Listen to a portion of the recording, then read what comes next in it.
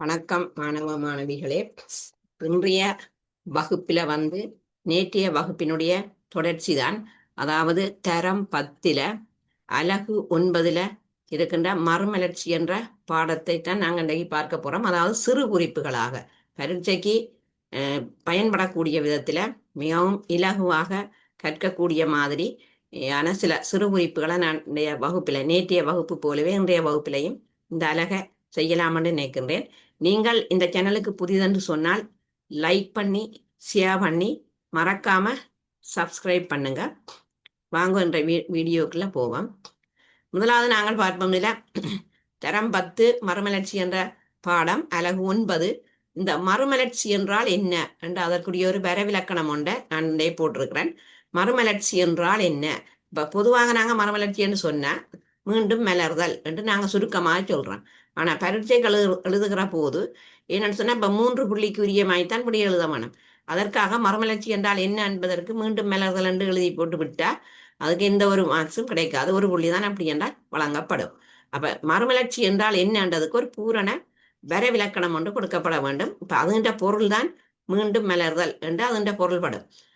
கிறிஸ்துவுக்கு பின் 14ஆம் நூற்றாண்டு முதல் 16ஆம் நூற்றாண்டு வரை ஐரோப்பாவின் கலாச்சாரம், அரசியல், சமூகம், பொருளாதாரம், விஞ்ஞானம் ஆகிய சகல துறைகளிலும் ஏற்பட்ட புத்துணர்ச்சியும் வளர்ச்சியுமே மறுமலர்ச்சி அல்லது மீண்டும் மலர்தல் என்று சொல்லி கூறுகிறோம். அப்ப மறுமலர்ச்சி என்றால் என்னன்றதுக்கு இதுதான் ஒரு முழுமையான வரைவிலக்கணம். எத்தனையாம் நூற்றாண்டுல அது ஏற்பட்டிருக்கின்றது, எந்த நாட்டில் ஏற்பட்டிருக்கின்றது, என்ன துறைகளில் ஏற்பட்டிருக்கிறது என்பதை ஒழுங்குபடுத்தி அதை ஒரு பூரண வரைவிலக்கணத்திற்கு உட்படுத்துவது. அப்ப மறுமலர்ச்சி என்பது கிறிஸ்துவுக்கு பின் 14ஆம் நூற்றாண்டு தொடக்கம் 16ஆம் நூற்றாண்டு வரை ஐரோப்பாவினுடைய கலாச்சாரம் மற்றது அரசியல், சமூகம், பொருளாதாரம், விஞ்ஞானமாகிய சகல துறைகளிலேயும் ஏற்பட்ட ஒரு விழிப்புணர்வு அல்லது புத்துணர்ச்சியும் ஒரு விதமான வளர்ச்சியையும் தான் நாங்கள் சொல்றோம் மறுமலர்ச்சின்னு சொல்றோம். 2வது விஷயம் இதுல சொல்லப்படுது, மறுமலர்ச்சி ஏற்பட்டதற்கான உடனடி காரணம் என்ன? அதாவது மறுமலர்ச்சி ஏற்பட்டதுக்கு இப்ப உதாரணமா நாங்க மறுமலர்ச்சி ஏற்பட்டதற்கான காரணங்கள் யாவை என்றுதான் கேள்வி வரும். ஆனால் அவ்வாறு கேள்வி வரையில இப்ப சில விஷயங்களுக்கு உடனடி காரணம் இருக்கின்றது. அப்ப உடனடி காரணம் வந்துதான் ஏனைய காரணங்கள் நாங்க சொல்றோம். இப்ப சில பரீட்சைகள்ல பகுதி ஒன்றில் கேட்கிற போது இப்ப மறுமலர்ச்சி ஏற்பட்டதற்கான உடனடி காரணம் பின்வருவனவற்றுள் யாது என்ற ஒரு 4 விஷயத்தை போட்டுட்டு கேட்கலாம். அப்ப அதுல ஏனைய காரணங்களையும் போடுவினோம். ஆனால் எங்களுக்கு தெரியும் மறுமலர்ச்சி ஏற்பட்டதற்கான கேள்வி உடனடி காரணம் என்றதுதான். அப்ப அதுக்கு என்ன காரணம்னு சொன்னா, கிறிஸ்துவுக்கு பின் 1453ஆம் ஆண்டு ஒட்டோமன் துருக்கியர்கள் கிழக்கு ரோம பேரரசின் தலைநகரான கொன்ஸ்டாந்தினோபிள் நகரை கைப்பற்றி கொண்டமை. அதுதான் அந்த உடனடி காரணம். அதாவது துருக்கியரால கொன்ஸ்டாந்தினோபிள் நகரம் கைப்பற்றப்பட்டமை. அது எத்தனையாம் ஆண்டு கைப்பற்றப்பட்ட என்றால் இது பகுதி ஒன்றுல கேட்கலாம். அதாவது கொன்ஸ்டாந்தினோபிள் நகரம் துருக்கியரால் எத்தனையாம் ஆண்டு கைப்பற்றப்பட்டது? கிறிஸ்துவுக்கு பின் 1453ஆம் ஆண்டு. மற்றது ஒரு பகுதி ஒன்றிலேயே வரலாம். கொன்ஸ்டாந்தினோபிளின் இன்றைய பெயர் என்ன? இன்றைய இஸ்தான்புல் என்று சொல்லப்படுவது எதனை என்று சொன்னால் இந்த கொன்ஸ்டாந்தினோபிள் நகர. அப்ப இது கிழக்கு ரோம பேரரசின் தலைநகராக இருந்தது. இது பகுதி ஒன்றில் இப்ப கிழக்கு ரோம பேரரசின் தலைநகரம் பின்வருவனவற்றுள் எது என்ற ஒரு 4 தலைநகரங்களை போட்டுட்டு கேட்கலாம். அப்ப அதுக்கும் விட கொன்ஸ்டாந்தினோபிள். அப்போ ஒரு சின்ன விஷயத்துக்குள்ளேயே பகுதி ஒன்றிலேயும் இதுல கேள்விகள் வரும். அதே போல உடனடி காரணம், அது பகுதி 2ல மறுமலர்ச்சி ஏற்பட்டதற்கான காரணங்கள் எவைன்னு சொன்னா அதை நாங்கள் உடனடி காரணம்னு சொல்லி ஒன்றை சொல்லி போட்டு பிறகு மறுமலர்ச்சி ஏற்படுவதற்கான ஏனைய காரணங்களுக்குள்ள போகலாம். ஆகவே இந்த மறுமலர்ச்சி ஏற்படுவதற்கான உடனடி காரணம் இவ்வாறு அந்த துருக்கியரால அந்த கொன்ஸ்டாந்தினோபிள் நகரம் கைப்பற்றப்பட்டமை. அப்ப இதுல அந்த பாதுகாப்பாக வைக்கப்பட்டிருந்த பண்டைய கிரேக்க ரோமானிய இலக்கியங்களை எல்லாம் கல்விமான்கள் எடுத்துக்கொண்டு மேற்கு ஐரோப்பாவுக்கு சென்றார்கள். அங்கே அவையெல்லாம் ஆராயப்பட்டு புதிய சிந்தனை உருவாக்கப்பட்டதால சமய இலக்கியங்களின் புகழ் எல்லாம் குறைந்து மறுமலர்ச்சிக்கு வித்துட்டது. அப்ப இது நாங்கள் இவ்வளவு விஷயம் எழுதினா காணும் இந்த உடனடி காரணம். அடுத்தது மறுமலர்ச்சி ஏற்படுவதற்கான ஏனைய காரணங்கள் என்ன? அப்ப ஏனைய காரணங்கள் போட்டிருக்கேன். 1. அப்ப ஏனைய காரணங்கள் என்று கேட்கல, பொதுவாக மறுமலர்ச்சி ஏற்படுவதற்கான காரணங்கள் யாவை என்றா இந்த 2ம் வரும். உடனடி காரணமும் வரும், ஏனைய காரணங்களும் வரும். தனிய மறுமலர்ச்சி ஏற்படுவதற்கான உடனடி காரணம் மட்டும் கேட்டா இந்த விட வரும். மறுமலர்ச்சி ஏற்படுவதற்கான ஏனைய காரணங்கள்ல முதலாவது நாங்க பார்ப்போம் இதுல வர்த்தக முன்னேற்றமும் புதிய செல்வந்த வர்த்தகத்தினரின் தோற்றம். அதே போல இரண்டாவது விஷயம் என்னன்னு சொன்னால் அறிவு வளர்ச்சி. அதாவது 1454 அச்சியந்திரத்தை கூட்டன்பர்க் கண்டுபிடித்தமை. அந்த அறிவு வளர்ச்சியில் ஏற்பட்ட ஒரு எழுச்சியாக இந்த அச்சியந்திரம் கண்டுபிடிக்கப்பட்டிருக்கு கூட்டன்பர்க் என்பவரால. அதே போல சிலுவை போர்கள். அப்ப இதுல நாங்க பார்ப்போம் இந்த அது ஏற்படுவதற்கான காரணங்கள் என்ற ரீதியில நாங்க பார்த்தோம்னு சொன்னால் வர்த்தக முன்னேற்றமும் புதிய செல்வந்த வர்க்கத்தினரின் தோற்றம். அதுல இத்தாலி வர்த்தக நடவடிக்கையில ஈடுபட்டதால வெனிஸ், ஜெனோவா போன்ற நகரங்கள்ல செல்வந்தர்கள் உருவாகினார்கள். இவர்கள் கலைகள்ல அவதானம் செலுத்தியதால் கலைகளிலும் மறுமலர்ச்சி இத்தாலியில் ஏற்பட்டது.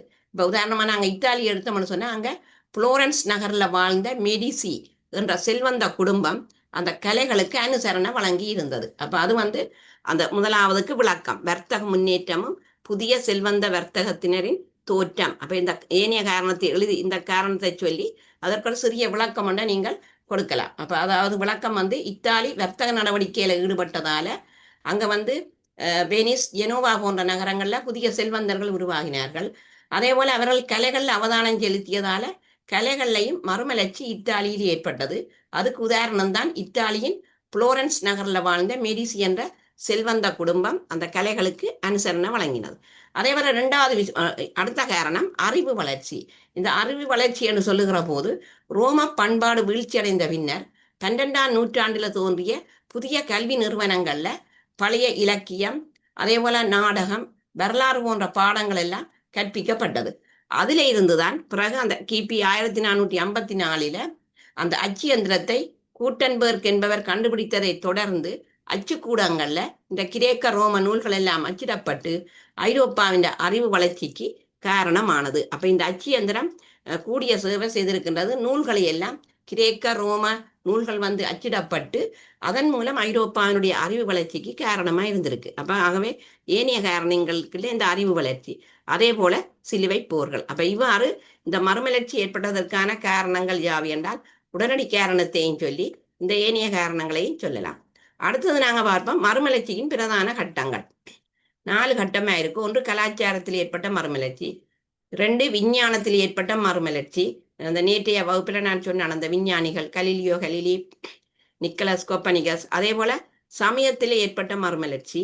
அதே போல 4வது நாடுகாண் பயணங்கள்ல மறுமலர்ச்சி. அப்ப மறுமலர்ச்சியின் பிரதான கட்டங்கள் இவ்வாறு 4 கட்டங்களாக பார்க்கப்படுகிறது. ஒன்று கலாச்சார மறுமலர்ச்சி, விஞ்ஞான மறுமலர்ச்சி, மற்ற சமயத்தில் ஏற்பட்ட மறுமலர்ச்சி, அடுத்தது நாடுகாண் பயணங்கள்ல மறுமலர்ச்சி. அப்ப இதுல நாங்கள் பார்ப்போம் இந்த கலாச்சார மறுமலர்ச்சியில செல்வாக்கு செலுத்திய துறைகள் என்ன. அதாவது கலாச்சார மறுமலர்ச்சியில செல்வாக்கு செலுத்திய துறைகள். இதுல நாங்கள் பார்ப்போம் ஒன்று நூல்கள். அதே போல நூல்கள்னு சொல்லிக்க மொழியியல், இலக்கியம் எல்லாம் வரும். 2 சிற்பக்கலை, அதே போல சித்திரக்கலை, மற்றது கட்டட நிர்மாணங்கள். அப்ப இதுல சிற்ப கலைஞர்கள், அதே போல நேற்றைய வகுப்புல சித்திர கலைஞர்களை பற்றி சொன்னான். அதே மாதிரி கட்டட நிர்மாண கலை. இதுலயும் இந்த கிரேக்க ரோம மொழிகள்ல மறுமலர்ச்சி ஏற்பட்டதால பிரபலம் அடைந்த நூலாசிரியர்கள். யார் நூலாசிரியர்கள் இங்கே பிரபலம் அடைந்தார்கள்? ஏன்னு சொன்னா ஏற்கனவே அந்த அச்சியந்திரத்தை பயன்படுத்தி கிரேக்க ரோம நூல்கள் எல்லாம் அச்சிட்டு வெளியிடப்பட்டது ஐரோப்பாவில. அதுல இருந்து ஒரு மறுமலர்ச்சி வந்தது. அதால பிரபலம் அடைந்த நூலாசிரியர்கள். அதுல இத்தாலி நாட்டை சேர்ந்த தாந்தே, இவர் மறுமலர்ச்சியினுடைய விடிவள்ளியாக கருதப்படுகிறார். மறுமலர்ச்சியின் விடிவள்ளியாக கருதப்படுவர் யாருன்னு சொன்னால் தாந்தே. எந்த நாட்டை சேர்ந்தவர்? இத்தாலி. இப்படி ஒரு பகுதி ஒன்றிலே ஒரு கேள்வி கூட வரலாம். அத மாதிரி இதுல பிரபலமடைந்த அடுத்த நூலாசிரியர் பெட்ராக், பிரான்ஸ் நாட்டை சேர்ந்தவர். அதே போல கோமர் என்பவர் கிரேக்க நாட்டை சேர்ந்தவர். அத மாதிரி அந்த நூலாசிரியர்கள்ல தோமஸ் மூர், பிரான்சிஸ் பேர்கன், அதே போல வில்லியம் ஷேக்ஸ்பியர், பிரான்சில் ராஸ்மஸ், இவர் இங்கிலாந்து நாட்டை சேர்ந்தவர்கள். அதாவது இங்கிலாந்து நாட்டை சேர்ந்த நூலாசிரியர்கள் Thomas More, Francis Bacon, William Shakespeare, Francis Rasmus என்பவர்கள். அப்ப இங்க இவர்கள் எல்லாம் பிரபல்யம் பெற்ற நூலாசிரியர்கள் என்று சொல்லி நாங்கள் எடுக்கின்றோம். அத மாதிரி இதை விட இந்த இலக்கியத்துறைக்கு பணியாற்றிய பல்வேறு எழுத்தாளர்கள். அதுதான் அதுல இப்ப நான் சொன்ன அந்த தாந்தே, பெட்ராக் அவர்கள் ஒரு சிறந்த எழுத்தாளர்களாகவும் காணப்பட்டார்கள். அதுலயும் நாங்க பார்த்தோம்னு சொன்னா இத்தாலியில தாந்தே எழுதிய டிவினா கொமிடியா என்ற காவியத்தையும் பெட்ராக் லோராட்டாவுக்கு எழுதிய கவிதையையும் நாங்கள் இங்க குறிப்பிடலாம். இப்ப இது வந்து ஒருக்கா பகுதி ஒன்று வினாவில் வந்தது. அந்த டிவினா கொமிடியா என்ற காவியத்தை எழுதிய நூலாசிரியர் யாரண்டு.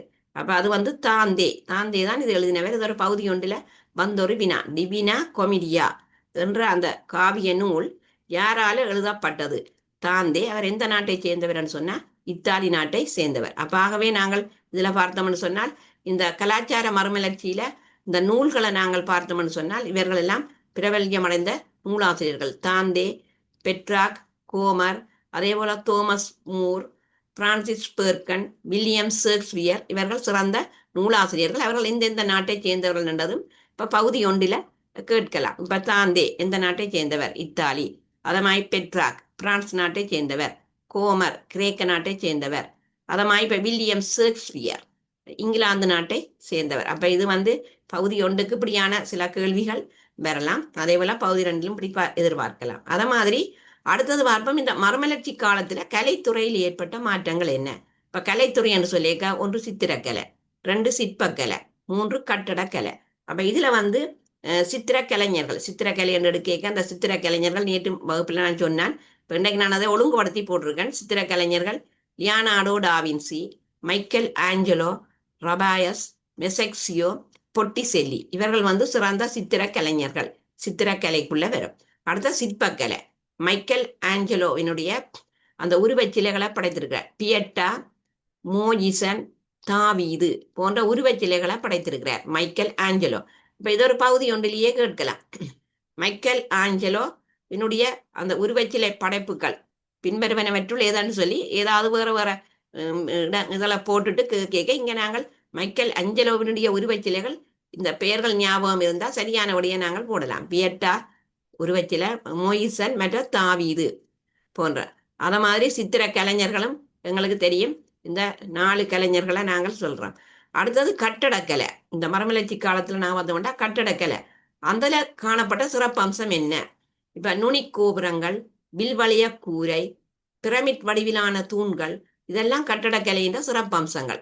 அப்ப இங்க நாங்கள் எடுத்தோம்னு சொன்னால் இந்த மறுமலர்ச்சி காலத்துல இந்த கலைத்துறையில கட்டடக்கலையினுடைய சிறப்பம்சங்கள் என்ன என்ற ஒரு வினா வரைக்குள்ள நாங்கள் அந்த சிறப்பம்சங்களை சொல்லலாம். கட்டடக்கலையின் சிறப்பம்சம் இந்த நுனி கோபுரங்கள் அமைக்கப்பட்டிருக்கும், வில்வளைய கூரை, பிரமிட் வடிவிலான தூண்கள் கட்டடக்கலையினுடைய சிறப்பம்சங்களாக கருதப்படும். அத மாதிரி ரோம கட்டடக்கலையில உருவான இது ரோம கட்டடக்கலையில வில்வளையம், அரைவட்ட சிகரம், உயர்ந்த தூண் இது இந்த கட்டடக்கலையில முக்கியத்துவம் பெற்றிருக்கு ரோம கட்டடக்கலையில. அப்ப பொதுவாக இது மறுமலர்ச்சி காலத்தின் கட்டடக்கலை தான். ஆனா இங்க வந்து ரோம கட்டடக்கலையில இப்படியான ஒரு அமைப்பில இந்த கட்டடங்கள் கட்டப்பட்டிருக்கு. வில்வளையம் மற்ற அரைவட்ட சிகரம், உயர்ந்த தூண். அத மாதிரி புனித பேதுருவின் பெசிலிக்கா ஆலயம், புளோரன்ஸில் உள்ள பேராலயம். அப்ப இதுகள் எல்லாம் இந்த கட்டடக்கலைக்கு உதாரணங்களாக அமைகின்றது, அந்த சிறப்பம்சங்களாக. அத மாதிரி மறுமலர்ச்சி கால கட்டட கலைஞர்கள் யார்? மறுமலர்ச்சி காலத்துல தோன்றிய கட்டட கலைஞர்கள் பிரமத்தே, மைக்கேல் ஆஞ்சலோ, லியோனார்டோ டாவின்சி, ரபாயஸ். அப்ப இவர்கள் மறுமலர்ச்சி காலத்தில் தோன்றிய கட்டட கலைஞர்கள். கட்டடக்கலையின் சிறப்பம்சங்கள் என்னென்று கேட்டால் இதுல நாங்கள் அந்த போடப்பட்ட கட்டடங்களுடைய சிறப்பம்சங்களை நீங்கள் சொல்லலாம். இது ஒரு பகுதி 2க்கு எதிர்பார்க்கக்கூடிய ஒன்று. அதே மாதிரி இங்கால நாங்க பார்ப்போம் வைத்தியத்துறையின் முன்னேற்றம். மறுமலர்ச்சி காலத்துல வைத்தியத்துறை எவ்வாறு வளர்ச்சி அடைந்தது. அதுல நாங்கள் ஆங்கிலேயரான வில்லியம் காவே என்பவரை எடுத்தோம்னால் மனித உடலில் குருதி சுற்றோட்ட தகவல்களை முன்வைத்தார். ஒரு பகுதி ஒன்றிலேயே கேட்கலாம். அதாவது வந்து மனித உடலில் குருதி சுற்றோட்ட தகவல்களை முன்வைத்தவர் யார்? அப்ப அதுல வந்து அது வில்லியம் காவே. அது இவர் தான் அந்த வைத்தியத்துறையில முன்னோடியா இருந்தவர் வில்லியம் காவே. அத மாதிரி 2வது சுவிஸ் இனத்தவரான பெரசெல்சஸ். அப்ப இவர் என்ன செய்தார்னு சொன்னா நோய் ஏற்படுவதற்கான காரணங்கள், அதற்கான சிகிச்சைகளை கண்டறிந்தார். அப்ப அவ்வாறு கண்டுபிடித்தவர் யாருன்னு சொன்னா சுவிஸ் நாட்டை சேர்ந்த பெரசெல்சஸ் என்பவர். அத மாதிரி இவர் நவீன மருந்து தொடர்பாக நோய்களை குணமாக்குதல் தொடர்பான பாரிய தாக்கங்களையும் ஏற்படுத்தி இருக்கின்றார். அப்ப இது இந்த பெரசெல்சஸ் என்பவருடைய கண்டுபிடிப்பு. அத மாதிரி மைக்கேல் சர்வேட்ஸ் என்பவர். இவர் என்ன செய்யறாருன்னு சொன்னா இவருடைய விஞ்ஞான கண்டுபிடிப்பு வைத்திய துறையில இவருடைய கண்டுபிடிப்பு மனித உடலின் குருதி இதயத்தின் வலது பக்கத்தில் இருந்து புறப்பட்டு சுத்திகரிக்கப்பட்டு மீண்டும் இதயத்தை அடைந்து உடல் முழுவதும் பரவி செல்கிறது என கண்டறிந்தார். அப்ப இவர் அந்த குருதி சுற்றோட்டம் பற்றிய சில தகவல்களை கண்டறிந்தவர் தான் இந்த மைக்கேல் சர்வேட்ஸ் என்பவர். அதாவது மனித உடலின் குருதி இதயத்தின் வலது பக்கத்திலே இருந்து புறப்பட்டு சுத்திகரிக்கப்பட்டு மீண்டும் இதயத்தை அடைந்து உடல் முழுவதும் பரவி செல்கிறது என்பதை கண்டறிந்தவர். அப்ப இவர்கள் வந்து இந்த வைத்தியத்துறையில ஈடுபட்டவர்கள் மறுமலர்ச்சி காலத்துல. ஒன்று வில்லியம் காவே, மற்ற பெரசெல்சஸ், மற்ற மைக்கேல் சர்வேட்ஸ் என்ற மூவரையும் நாங்கள் குறிப்பிடலாம். மறுமலர்ச்சி காலத்துல வைத்திய துறையில பிரபல்யம் பெற்றவர்கள். அடுத்தது நாங்க பார்ப்போம் இந்த புதிய வர்த்தக பாதையின் தோற்றத்திற்கான காரணங்கள். இந்த மறுமலர்ச்சி காலத்துல வந்து நாங்கள் எடுத்தோம்னு சொன்னால், அதாவது புதிய வர்த்தக பாதையின் தோற்றத்திற்கான காரணங்கள் என்ன? அப்ப அதுல முதலாவது காரணம் சொல்லப்படுது என்னன்னு சொன்னா, கிபி 1453 கொன்ஸ்டாந்தினோபிள் நகரம் துருக்கியரால கைப்பற்றப்பட்டது. அதுதான் இந்த புதிய வர்த்தக பாதை என்ற தோற்றத்துக்கான முதலாவது காரணம். இந்த நகரம் துருக்கியரால கைப்பற்றப்பட்டமை. 2, கிழக்கு மேற்கு நாடுகளுக்கு இடையிலான வர்த்தகம் தடைப்பட்டமையாலேயும் இங்க வந்து புதிய வர்த்தக பாதை ஒன்றை திறக்க வேண்டிய ஒரு தேவை வந்து காணப்பட்டது. 3, கடல் தரை வழிகள் அனைத்தும் துருக்கிய பேரரசின் கீழ் வந்தன. அதாவது கடல் மார்க்கம் தரை வழிகள் அனைத்தும் வந்து என்னன்னு சொன்னா இப்ப வியாபார நடவடிக்கைகளுக்கு வந்து இவை மிகவும் பிரதான மார்க்கங்கள். கடல் மார்க்கம், தரை மார்க்கம், வான் மார்க்கங்கள். அப்ப இவையெல்லாம் துருக்கிய பேரரசு கீழே வந்தபடியால புதிய வர்த்தக பாதைகளை திறக்க வேண்டிய ஒரு தேவை ஏற்பட்டது. அதே மாதிரி அடுத்த காரணம், புதிய கடல் வழியினை கண்டுபிடிக்கக்கூடிய சாதகமான சூழலும் நிலவியமை.